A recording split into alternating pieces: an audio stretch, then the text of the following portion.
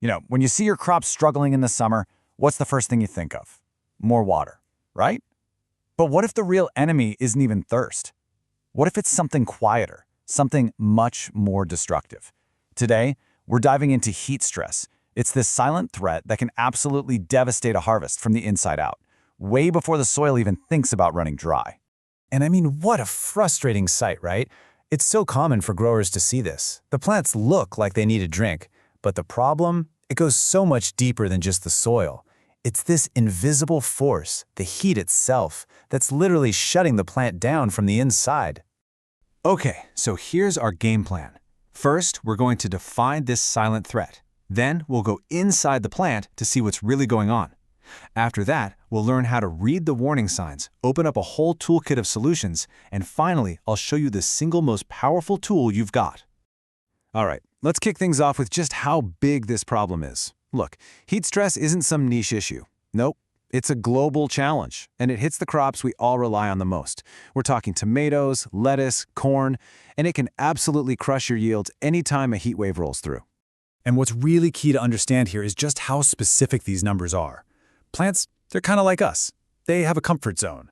Between about 18 and 30 degrees Celsius, they are happy, they're thriving. But the moment that thermometer creeps past 35 degrees, that's when their internal systems start to break down. That is the danger zone.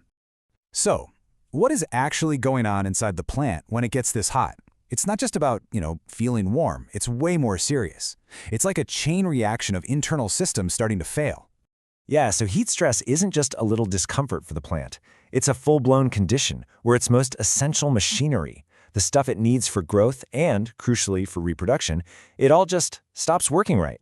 This really breaks it down into 3 stages. First, the plant's energy factory, photosynthesis. It just slows way, way down. Then, to try and save water, it closes up these tiny little pores on its leaves. The problem is, that also cuts off its supply of CO2, which is its fuel. But the real killer, the one that can totally ruin a harvest, is pollination failure. The heat literally cooks the pollen, which means no fruit, period. Okay, I know that was a lot of bad news, but here's the good part. This is the turning point. This is not a hopeless situation. Unlike so many other farming challenges, heat stress is actually something we can manage. We can fight back. The absolute key is knowing what to look for and acting fast. So, how do we act early? Well, we have to learn to speak the language of our plants. Seriously, they are constantly sending out signals when they're in trouble. And if we can just learn to read them, we can jump in before it gets too late. All right, here are the top 3 signs you need to be watching for. First, leaf curling. That's just the plant trying to shade itself. Makes sense, right? Then there's midday wilting. Think of it like a person sweating in the heat. It's totally normal, unless it doesn't bounce back overnight. But flower drop? Oh, that is the big red flag. That's a direct signal that the plant has basically given up on making fruit for now. Okay, now that we know how to spot the problem, let's open up the toolkit. These are the real practical strategies you can use to defend your crops when that temperature starts to climb. And the most important tool we have, it starts right under our feet. So the big question is, how can the soil itself become our #1 ally in this fight? It's really as simple and as profound as that. The #1 strategy for dealing with heat stress isn't about fussing with the plant itself, it's about protecting the soil it lives in. Because healthy soil, it's a natural air conditioner. And here's how we do it. Mulch. A nice thick layer of organic mulch acts like a protective blanket. It does a few amazing things. It stops water from just evaporating away, it can actually cool the soil by several degrees, which is huge, and it keeps that root system, the plant's lifeline, healthy and active. And we're talking about simple stuff here. Straw, compost, dry leaves, they make a massive difference.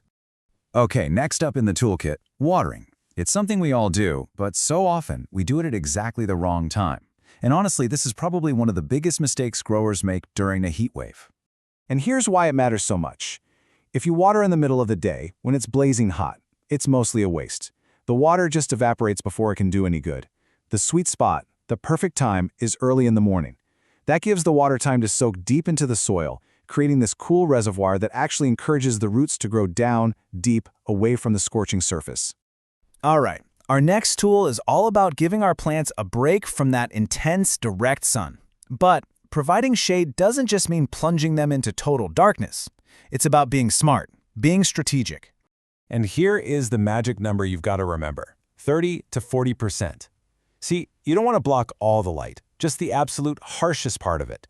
A shade cloth that blocks about 30 to 40% of the sunlight is pretty much perfect. It lowers the temperature right on the leaves, but without starving the plant of the light it still needs to make energy. And hey, here are a few more really powerful strategies for your toolkit. You can plan way ahead by choosing plant varieties that are known to be heat tolerant right from the start. Make sure you give your plants proper spacing. This creates airflow, which acts like a natural fan. You can even tweak your planting schedule so your plants aren't trying to flower and make fruit during the absolute hottest part of the year. It's all about building that resilience right into your garden from day one. So we've gone over mulch, watering, shade, even planning ahead. But there's one thing, one single principle that ties all of these strategies together and really unlocks their full power. This is your most powerful tool. Because here's the bottom line. All these tools we've talked about, they're pretty much useless if you don't know when to use them. The real key is just observation. Daily observation. It's about walking through your garden, paying close attention, and noticing the little tiny changes. That's what lets you make those small adjustments that end up preventing a total disaster. I really love this quote because it completely reframes your relationship with your plants. You're not just a grower, you're a listener. And those curled leaves, that wilting, the dropped flowers, those aren't failures, they're messages.